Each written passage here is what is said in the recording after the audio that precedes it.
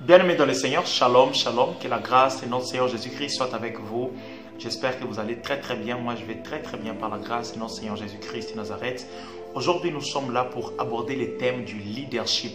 Donc, avant tout, si tu viens d'arriver sur cette chaîne, j'aimerais t'inviter à t'abonner. Les vidéos que nous partageons, ce sont des vidéos pour l'édification commune du corps de Christ. Voilà pourquoi je t'invite à t'abonner, à activer également la cloche afin d'être toujours au courant des nouvelles vidéos que je partage chaque semaine. Si tu es déjà abonné, je t'invite à partager cette vidéo avec tes amis, avec tes frères et sœurs, afin que nous soyons tous bénis et édifiés dans le corps de Christ. Donc aujourd'hui, je disais que nous allons parler du leadership et nous allons voir les caractéristiques d'un bon leader en tant que chrétien. Parce qu'il faut comprendre que le fait d'être chrétien, nous sommes des leaders automatiquement. Pourquoi? Parce que Jésus a dit « Allez et faites de toutes les nations les disciples ». Allez et faites de toutes les nations les disciples. Et un leader est celui qui va vers quelqu'un, prend cette personne là où il est, afin de l'amener quelque part. Et nous sommes de ceux que Jésus a envoyés pour prendre les personnes dans le monde et les conduire vers Jésus-Christ de Nazareth, et que Jésus-Christ de Nazareth puisse les présenter au Père. Donc automatiquement nous sommes tous des leaders. Mais il se peut que nous puissions mal exercer notre leadership. Il se peut que nous exercions mal notre leadership.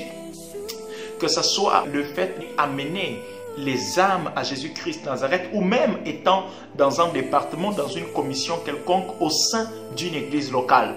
Donc afin que nous puissions bien exercer notre leadership, comprenons ensemble les caractéristiques ou les comportements ou les attitudes que devrait avoir un bon leader en Jésus-Christ de Nazareth. Et pour comprendre cela, nous allons étudier l'histoire de Gédéon.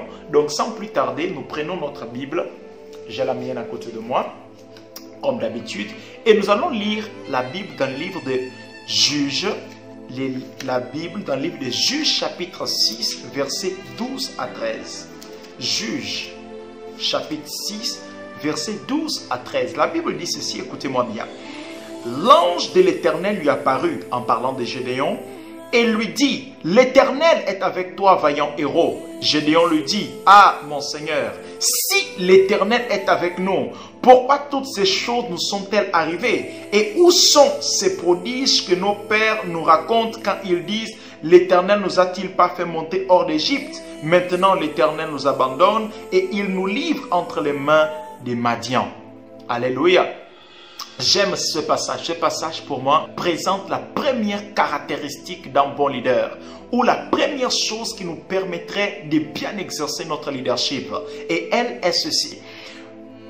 L'ange apparaît à Gédéon et dit, Gédéon, l'Éternel est avec toi. Si c'était moi, ou peut-être si c'était toi, et que l'ange t'apparaît et dit, l'Éternel est avec toi, tu allais sauter de joie et dire, oui, le Seigneur est avec moi. Et tu allais témoigner autour de toi, Dieu m'est apparu et il a dit qu'il est mon Dieu. Il marche avec moi. Sa puissance est avec moi. Son onction est avec moi. Sa couverture est avec moi. Mais bien aimé, ce n'est pas ça la réaction de Gédéon. Écoutez la réponse de Gédéon. Gédéon dit ceci. Gédéon lui dit, ah mon Seigneur, si l'Éternel est avec nous. L'ange lui apparaît et dit, l'Éternel est avec toi. Mais automatiquement, la préoccupation de Gédéon, ce n'est pas savoir si l'Éternel est avec lui. Sa préoccupation à lui, c'est de savoir si l'Éternel est avec nous. Donc la première caractéristique d'un vrai leader, ou encore ce qui nous permettrait de bien exercer notre leadership, c'est d'avoir la mentalité de penser aux autres. De ne pas seulement penser à soi-même, mais de penser d'une manière globale, d'une manière commune. et pas d'une manière personnelle. Un vrai leader, lorsqu'il s'élève pour chercher Dieu, il ne cherche pas Dieu parce qu'il veut qu'on sache qu'il est puissant, mais il cherche Dieu car il pense à un troupeau qu'il doit amener vers Jésus-Christ de Nazareth. Il pense à une personne qu'il doit bâtir. Il pense à un groupe qu'il doit mener à la croissance, à la maturité en Jésus-Christ de Nazareth. Et quand il pense à tout cela, il est capable de se sacrifier, non à cause de lui-même, mais à cause de tout le monde. Et lorsque l'église, par exemple, locale dans laquelle où il se trouve, est dans un problème quelconque, il ne cherche pas à s'en sortir lui-même. Il cherche à comment faire de sorte que tout le monde puisse s'en sortir. Lorsqu'il commence à voir que dans l'église locale, il y a beaucoup de personnes qui sont dans un chômage, il ne pense pas, moi je travaille déjà, tout va bien. Non, il commence à réfléchir comment je peux régler les problèmes de toutes ces personnes. Bien-aimé dans le Seigneur, tu ne peux pas être un leader efficace. Tu ne peux pas bien exercer ton leadership tant que tu n'as pas la mentalité des autres, de penser aux autres, des soucis des autres, de comment soutenir les autres, de comment apporter la solution aux autres, comment apporter la joie, la paix aux autres, comment amener les autres à la croissance. Tant que cette mentalité n'est pas instaurée dans ta vie, tu ne peux pas bien exercer ton leadership. Et nous ne voyons pas cela seulement dans la vie de Gédéon, même dans la vie de Moïse, bien-aimé. Dans le livre de Exode, chapitre 33, à partir du verset 14, écoutez ce que Dieu dit. Dieu dit, l'Éternel répondit, je marcherai moi-même avec toi, en parlant de Moïse. Je marcherai moi-même avec toi et je te donnerai du repos. Écoutez la réponse de Moïse. Moïse lui dit, si tu ne marches pas toi-même avec nous, ne nous fais point partir d'ici. Dieu descend et dit à Moïse, je marcherai avec toi. Moïse dit, non, non, non, non, non, non, non, non. J'ai tout un peuple derrière moi. Ne marche pas seulement avec moi, mais marche avec nous tous. Marche avec nous tous. Voici la première chose, bien-aimé, qui caractérise ou qui marque. Voici le premier signe d'un vrai leader, d'un vrai leadership dans le corps de Christ. C'est de penser aux autres. Aujourd'hui, nous avons beaucoup de personnes qui se autoproclament leaders, mais leur conduite montre qu'ils ne pensent qu'à leur propre ventre, qu'ils ne pensent à leur propre réussite, qu'ils ne pensent à leur propre grandeur. Ils ne pensent aucunement aux autres. Ils utilisent plutôt les autres pour se faire un nom, au lieu de se sacrifier pour que les autres aient un nom. Un leader est celui qui n'utilise pas les autres pour se faire un nom, mais il se sacrifie afin que les autres puissent avoir un nom. Et le véritable leader, ou le leader par excellence, c'est notre Seigneur Jésus-Christ de Nazareth. Il s'est sacrifié afin que nous puissions aujourd'hui avoir un nom auprès du Père. Voilà pourquoi la Bible, dans le livre d'Apocalypse, c'est que vaincront, je leur donnerai un nom nouveau, un nom nouveau. C'est Jésus qui s'est sacrifié afin que nous puissions avoir ce nom. Voici la première caractéristique d'un leader. Si vous avez compris cette caractéristique, au commentaire, vous allez écrire numéro 1 et vous allez écrire cette première caractéristique. Amen. Nous passons très rapidement à la deuxième caractéristique d'un vrai leader. Toujours dans le livre de Juges, chapitre 6, parce que nous allons tout voir dans la vie de Gédéon. Verset 20. La Bible dit, l'ange de Dieu lui dit, prends la chair et les pains sans levain, pose-les sur ce rocher et répands les jus, et il fit ainsi. Amen. La deuxième caractéristique d'un leader, c'est la préparation personnelle. C'est sa préparation personnelle. Un leader doit être constamment en train de se préparer. Autrement dit, il doit être sûr qu'il est constamment en train d'obéir Dieu. Car la véritable préparation, ce n'est pas d'être dans le jeûne, dans la prière tout le temps, mais c'est plutôt de s'assurer que ces choses se font dans l'obéissance. Il est possible de jeûner et être hors la volonté de Dieu, parce que même dans le jeûne, il y a les bons jeûnes et les mauvais jeûnes. Donc ce n'est pas parce que nous jeûnons que nous faisons toujours la volonté de Dieu. Il faut bien jeûner pour faire la volonté de Dieu lorsque nous jeûnons. Donc le leader est celui qui se prépare constamment et s'assure qu'il est toujours obéissant à Dieu. Ce que l'ange a dit à Gédéon. Gédéon n'a pas posé de questions, pourquoi tu me demandes de faire cela? Mais il a obéi à ce que l'ange lui a dit. Donc la deuxième caractéristique d'un leader, c'est sa capacité à se préparer constamment. Autrement dit, à s'assurer qu'il est toujours obéissant envers Dieu et ne pas faire des choses par lui-même. Bien aimé, j'aimerais vous donner un secret en tant que chrétien. J'aimerais vous donner un secret en tant que chrétien. Les sacrifices que nous faisons pour Dieu n'est pas une porte ouverte afin que nous puissions agir comme nous voulons. Je vais vous expliquer cela. J'ai constaté en parlant avec plusieurs personnes que lorsque nous prions beaucoup, lorsque nous jeûnons beaucoup, nous croyons que c'est une liberté pour que nous puissions tout faire. Donc aujourd'hui, j'ai passé une journée où j'ai beaucoup prié. Et lorsque j'ai fini de prier, je prends plaisir maintenant. Maintenant, je vais regarder un film. Le Seigneur va comprendre. Non, il ne va pas comprendre. Après avoir beaucoup prié, il veut encore que tu continues à être sensible au son de sa voix pour continuer à être droit tout au long de cette journée. Tout au long de cette journée. Donc, deuxième caractéristique, s'assurer que tu te prépares continuellement en étant toujours obéissant au Seigneur. Amen. Nous passons à la troisième caractéristique d'un vrai leader ou d'un bon leader, ce qui nous permet de bien exercer notre leadership. Et cela, nous pouvons voir dans le livre de Toujours Juge, versets 25 et 26. La Bible dit, « Dans la même nuit, l'Éternel dit à Gédéon, prends le jeune taureau de ton père et un second taureau de 7 ans. Renverse l'autel de Baal qui est à ton père et abat les pieds sacrés qui est au-dessus. Tu bâtiras ensuite et tu disposeras sur le haut de ce rocher un autel à l'Éternel ton Dieu. Tu prendras le second taureau et tu offriras un holocauste avec les bois de l'idole que tu auras abattu. » Amen. La troisième caractéristique d'un leader, c'est sa capacité à servir les autres. Sa capacité à écouter Dieu afin de servir les autres. Dans la maison de père de Gédéon, il y avait un autel. Et Gédéon a écouté Dieu lui dire, par rapport à cet autel-là, c'est toi qui dois t'élever pour aller renverser cet autel.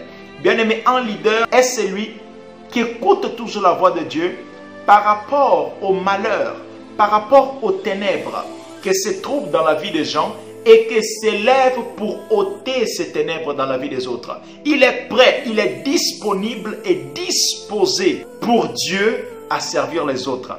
Il est disponible et disposé pour Dieu à servir les autres. Donc un leader est celui qui se met au service des autres. Que tu veuilles, que tu ne veuilles pas, tu ne peux pas être un leader sans être au service des autres.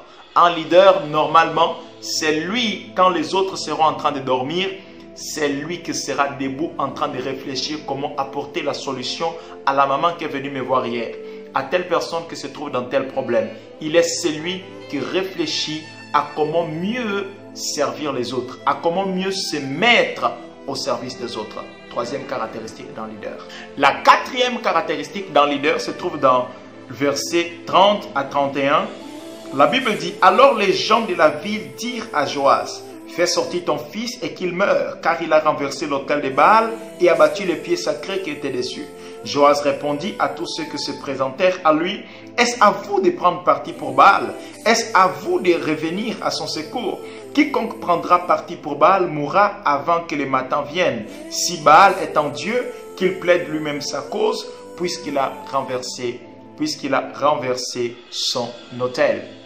La quatrième caractéristique d'un bon leader, de quelqu'un qui peut bien exercer son leadership, c'est d'avoir un père ou un mentor. Aie un père ou un mentor dans les domaines là où tu exerces ton leadership. Le mentor est celui qui t'a précédé sur le chemin que tu vas emprunter. Et il a déjà trouvé tous les problèmes que tu pourras trouver. Et il connaît déjà la solution à ces problèmes. Donc lorsque tu as un père ou un mentor qui te conduit sur le chemin que tu vas emprunter, tu peux accéder à la destination plus facilement que si tu empruntes ce chemin seul.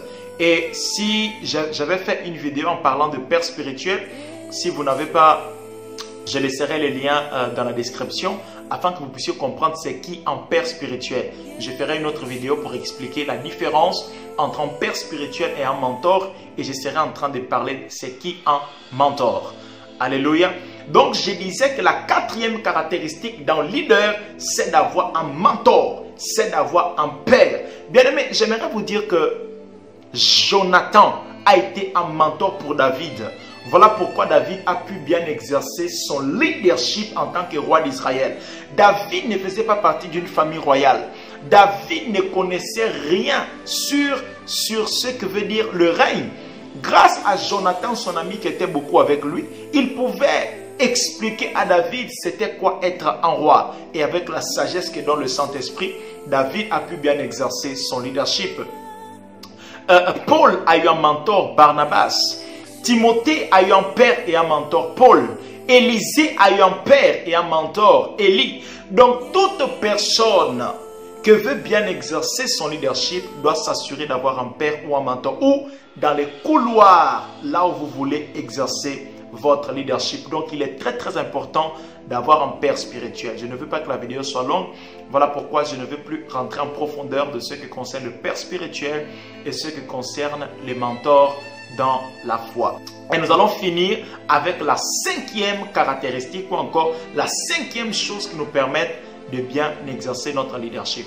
La cinquième chose se trouve dans le verset 36. La Bible dit, Gédéon dit à Dieu, si tu veux délivrer Israël par ma main, comme tu l'as dit, voici, je vais mettre une toison de laine dans l'air. Si la toison seule se couvre de rosée et que tout le terrain reste sec, je connaîtrai que tu délivreras Israël par ma main, comme tu l'as dit.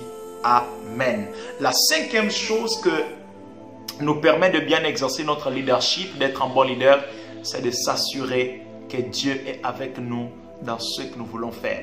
C'est de s'assurer. Dieu, c'est vrai, j'ai médité la parole, j'ai eu comme l'impression que tu m'as demandé de faire quelque chose. Mais il faut toujours s'assurer que c'est Dieu qui vous a parlé. Il faut s'assurer que Dieu est avec vous dans cette affaire. Car la réussite que vous pourrez avoir dépendra de la part de Dieu. Bien aimé, j'aimerais vous dire que l'Église aujourd'hui, beaucoup de sagesse humaine est rentrée dans le corps de Christ. Plusieurs choses que nous enseignons ne viennent pas forcément de la parole de Dieu. Et voilà pourquoi les résultats que nous obtenons lorsque nous pratiquons certaines choses, ce sont les mêmes résultats que les gens du monde. Bien aimé, c'est impossible que Dieu te dise de prendre un chemin et qu'il est avec toi et que tu es avec lui et que tu aies le même résultat qu'un païen qui ne marche pas avec Dieu. Les résultats que tu as lorsque Dieu est avec toi dans quelque chose est un résultat de surabondance, est un résultat où est attaché le surnaturel, le divin de Dieu. Et ça fait que le résultat est surnaturel lui-même. Vous ne pouvez pas être un leader et que Dieu marche avec vous et que vos résultats sont des résultats naturels. C'est comme si vous faites toutes choses par vous-même. Non, non, non, non, non. Quand Dieu est avec vous dans une affaire, les résultats seront toujours un résultat surnaturel. Donc la cinquième chose pour bien exercer son leadership, c'est de s'assurer que véritablement c'est Dieu qui m'a mandaté de faire cette chose. C'est Dieu qui me conduit. C'est Dieu qui m'a ordonné de prendre ce chemin. Et je suis tellement sûr. Et parce que je suis sûr, alors certainement les résultats seront surnaturels, seront surabondants. Et donc je m'attache davantage, je m'accroche davantage à ce que Dieu m'a dit. Donc voici 5 choses. Je viendrai encore très prochainement en parlant toujours du leadership, car la Bible enseigne plusieurs choses à propos du leadership et j'enseignerai toutes ces choses, je partagerai toutes ces choses avec nous afin que nous puissions être véritablement des leaders pas seulement à l'église, des leaders pas seulement dans le corps de Christ, des leaders pas seulement dans nos paroisses locales, mais des leaders également à l'école, des leaders dans notre milieu professionnel, des leaders dans notre famille, des leaders au sein de nos amis. Il faudra que nous puissions comprendre ces 5 choses afin de bien exercer notre leadership. Le leadership ne s'exerce pas seulement à l'église. Ces 5 choses que je viens de partager avec vous, vous pouvez l'exercer de partout et ainsi on saura que véritablement vous êtes un leader. Que le Seigneur vous bénisse abondamment. Si vous n'avez pas compris quelque chose ou s'il y a un sujet que vous aimeriez que nous puissions débattre, mettez cela dans les commentaires et je serai en train de partager cela avec vous. Que le Seigneur vous bénisse abondamment. C'était encore un privilège pour moi de partager la parole du Seigneur avec vous. À très très vite.